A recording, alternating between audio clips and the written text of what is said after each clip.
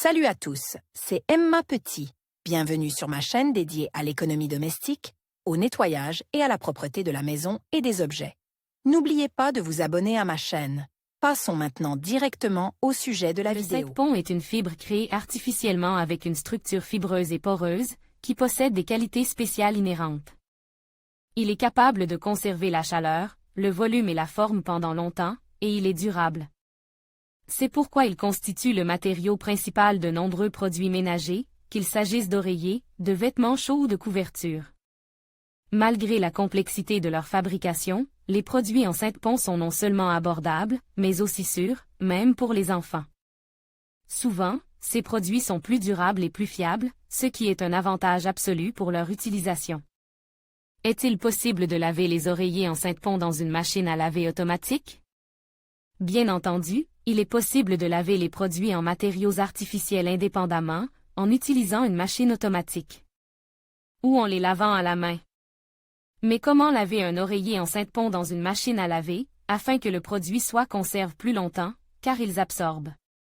Le secret des glandes sébacées et sudoripares, les particules de la peau, les cheveux et la poussière tout au long de la nuit. L'essentiel est de connaître les particularités des produits Saintepoint et de respecter le régime de température. Préparation de l'oreiller avant le lavage. Avant le lavage, il convient tout d'abord de prêter attention aux étiquettes des produits. C'est là que vous trouverez les informations de base sur les principes, ainsi que les recommandations pour le nettoyage du produit. Comment laver un oreiller en Saintepoint dans une machine à laver automatique pour obtenir le meilleur résultat? Les fabricants d'oreillers, ainsi que les médecins, recommandent de nettoyer les produits en Saintepoint tous les 3 à 4 mois. Cela permet d'éviter l'usure prématurée du produit, de conserver plus longtemps son aspect commercialisable et de protéger le propriétaire contre les agents pathogènes et les acariens qui, avec le temps, se développent dans la plupart des literies. Ensuite, vérifiez que l'oreiller n'est pas trop ou déchiré. Cela vous permettra de déterminer s'il peut être lavé immédiatement en machine ou s'il est nécessaire de le réparer au préalable. S'il y a des défauts, il faut d'abord éliminer les dégâts, puis passer au lavage. Aussi étrange que cela puisse paraître, tous les oreillers ne supportent pas le lavage en machine. En effet, avec le temps, le Saintepoint, comme tout autre matériau, perd ses qualités de base, telles que le maintien d'une forme et d'un volume constant. Si cela se produit, le lavage en machine automatique est absolument contre-indiqué et il est alors conseil de choisir d'autres méthodes de nettoyage ou de confier le produit à un nettoyeur à sec. Pour vérifier cette propriété de l'oreiller, il est nécessaire de le placer sur une surface plane et horizontale et d'y placer un poids, par exemple un livre ou un bocal rempli d'eau. Après quelques minutes, retirez le poids et observez combien de temps il a fallu à l'oreiller pour reprendre sa forme initiale. Si cela se produit au bout de 5 à 7 minutes, ce produit peut être lavé dans une machine automatique et il ne perdra pas son aspect d'origine. Comment laver un oreiller en Saintepoint dans une machine à laver?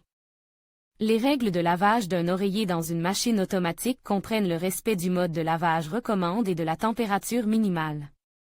Le respect de ces règles simples permettra à l'oreiller de conserver sa forme et ses propriétés.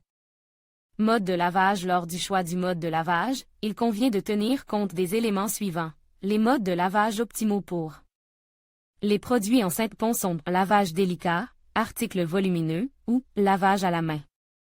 Important, les noms des modes de lavage des machines à laver peuvent varier d'un fabricant à l'autre. Pour choisir le mode optimal, il faut tenir compte de la température et de la vitesse d'essorage proposée. Il n'est pas recommandé de réduire le temps prévu par le programme, car cela peut entraîner un mauvais nettoyage.